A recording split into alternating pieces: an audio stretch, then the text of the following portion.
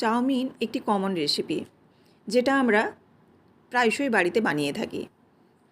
Chowmein খাওয়ার জন্য এখন কিন্তু রেস্টুরেন্ট যেতে লাগে না, বাড়িতেই আমরা কিন্তু একদম রেস্টুরেন্টের মতো চাউমিন বানিয়ে নিতে পারি।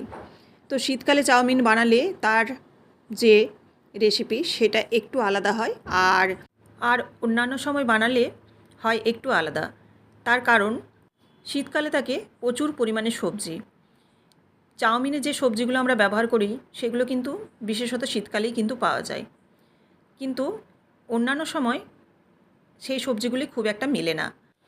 যখন খুব একটা এরকম চাউমিনের সবজি থাকে না বাড়িতে, তখন কিভাবে চাউমিন বানাবো? এর জন্য প্রথমেই আমি জলটা গরম করে নিয়েছি 1 ডেকচি। তারপর তার মধ্যে দিয়ে দিয়েছি 1 চামচ সাদা তেল আর দিয়ে দিয়েছি 1 চামচের মতো লবণ।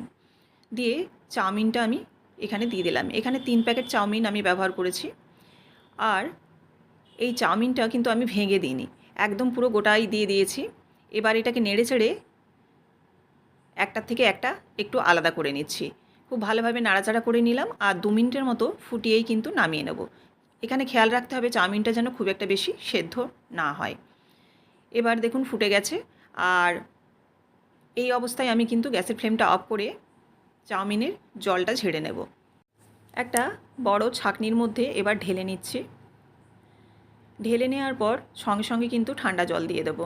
ঠান্ডা জল দিয়ে ধুয়ে নিলে চাউমিনের কুকিং প্রসেসটা এখানে বন্ধ হয়ে যাবে, আর চাউমিনটা কিন্তু তাহলে বেশি সেদ্ধ হতে পারবে না। দেখুন ভালোভাবে এটা ঠান্ডা জল দিয়ে একটু ধুয়ে নিয়েছি, আর চাউমিনটাও তাহলে কিন্তু ঝরঝরে হবে। এবার 1 চামচের মতো সাদা তেল দিয়ে হাতে ভালোভাবে নিয়ে ভালোভাবে মাখিয়ে নিতে হবে। প্রত্যেকটার গায়ে গায়ে যেন লেগে থাকে, তাহলে একটার সাথে একটা আলাদা হবে এবং খুব ঝরঝরে হবে চাউমিনটা। এভাবে মেখে নিলাম তেল দিয়ে। এবার একটা ফ্রাই প্যানের মধ্যে আমি দিয়ে দিচ্ছি সাদা তেল 2 চামচের মতো, আর এখানে দিলাম রসুন কুচি। এই চাউমিনটায় রসুন কুচি দিলে কিন্তু ভীষণ ভালো একটা ফ্লেভার আসে। তো অবশ্যই আপনারা চেষ্টা করবেন একটু রসুন কুচি দেওয়ার, যারা রসুন ফ্লেভারটা পছন্দ করেন। তো এবার রসুনটাকে একটু হালকা করে ভেজে নিচ্ছি। এবার দিয়ে দিচ্ছি কুচনো পেঁয়াজ, এখানে 2টো মাঝারি সাইজের। পেঁয়াজটা দিয়ে একটু নাড়াচাড়া করে নেব, কারণ পেঁয়াজটা খুব একটা নরম করে ভাজবো না। পেঁয়াজের মধ্যে যেন ক্রাঞ্চি ভাবটা থাকে, সেই সময় কিন্তু দিয়ে দেব এর মধ্যে গাজর। এখানে গাজরটা আমি ডিপ ফ্রিজে রেখেছিলাম, সেই জন্য বরফ জমে গেছে, আর সেই গাজরটা এখানে দিচ্ছি। কারণ গাজর আমি এরকম গ্রেট করে ডিপ ফ্রিজে রেখে দিই এয়ারটাইট কৌটোতে, তাতে যখন রান্না করা হয় তখন কিন্তু বের করে দেওয়ার খুব সুবিধা হয়। তাছাড়াও বাচ্চারা সকালে টিফিন দিতে এই গাজর গ্রেট করে রাখলে খুব তাড়াতাড়ি বাচ্চাদের সকালে টিফিনটা বানানো হয়ে যায়। তো আপনারাও অবশ্যই এরকম দেখবেন করে, ভীষণই কিন্তু ভালো হয়। এবার গাজরটা দেওয়ার পর একটু নাড়াচাড়া করে নিলাম। নাড়াচাড়া করে দিয়ে দিলাম সয়া সস, চিলি সস আর টমেটো সস। টমেটো সস দেওয়ার পর এবার নাড়াচাড়া করে ভালোভাবে মিশিয়ে নেব। গাজরটাও কিন্তু খুব একটা বেশি ভাজা চলবে না, গাজরটার মধ্যেও যেন একটু ক্রাঞ্চি ভাব থাকে। এবার নাড়াচাড়া করে নিয়েছি। এবার দিয়ে দেবো এর মধ্যে চাউমিনটা, সেদ্ধ করা চাউটা দিয়ে এবার এটাকে ভালোভাবে মেশাবার পালা। তো তার আগে আরও আমি কিছু মশলা অ্যাড করব। এর মধ্যে দিয়ে দিচ্ছি গোলমরিচের গুঁড়ো।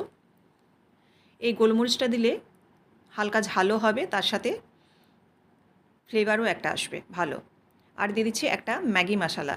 1 প্যাকেটেই আমি এখানে ব্যবহার করছি, আপনারা চাইলে বেশি বা কম ব্যবহার করতে পারেন। ম্যাগি মশলাটা দিলেও কিন্তু খুব ভালো একটা টেস্ট আসবে। দিয়ে দিলাম 1 চামচের মতো চিনি। এই চিনিটা দিলে হালকা একটা মিষ্টি ভাব থাকে, সেই জন্য কিন্তু খেতে খুব সুন্দর হয়। আর দিয়ে দিলাম বিট লবণ। এবার খুব ভালোভাবে মিশিয়ে নিতে হবে। আমি এখানে বাম হাতে একটা কাঁটা চামচ নিয়েছি আর ডান হাতে একটা হাতা নিয়েছি, এই দুটোর সাহায্যে কিন্তু মেশাবো। চাউমিন যদি একটা হাতা বা খুন্তির সাহায্যে মেশানো হয় তাহলে কিন্তু খুব ভালোভাবে মেশে না, তাছাড়াও অনেকটা বাইরে পড়ে যাওয়ার সম্ভাবনা থাকে। সেজন্য দুটো যদি চামচে মেশানো হয় আর সঙ্গে যদি একটা কাঁটা চামচ থাকে, অর্থাৎ সেটা যদি একটা কাঁটা চামচ হয়, তাহলে কিন্তু বেশ ভালোভাবে মেশানো যায়। তো এই জন্য আমি বাম হাতে একটা কাঁটা চামচ নিয়েছি আর ডান হাতে দেখুন একটা হাতা নিয়ে নিয়েছি, দিয়ে এরকম ভালোভাবে বেশ মিশিয়ে নিচ্ছি। আর চাউমিনটা যেহেতু একদম ঝরঝরে হয়েছে, সেজন্য কিন্তু একটার গায়ে একটা লেগেও নেই।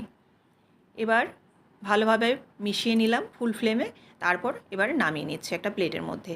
দেখুন কতটা সুন্দর হয়েছে।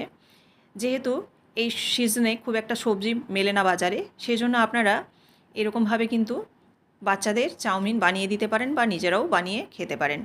তো অবশ্যই আপনারা এইভাবে একবার হলেও এই রেসিপিটি ট্রাই করে দেখতে পারেন। আর রেসিপিটি যদি ভালো লেগে থাকে অবশ্যই লাইক, কমেন্ট এবং শেয়ার করবেন। আর এরকমই বিভিন্ন ধরনের রেসিপি পাওয়ার জন্য অবশ্যই চ্যানেলটিকে সাবস্ক্রাইব করে বেল বাটনটি প্রেস করে দেবেন। আবারও আপনাদের সাথে দেখা হচ্ছে নতুন একটি কোনো রেসিপির সাথে। সবাই ভালো থাকবেন। ধন্যবাদ।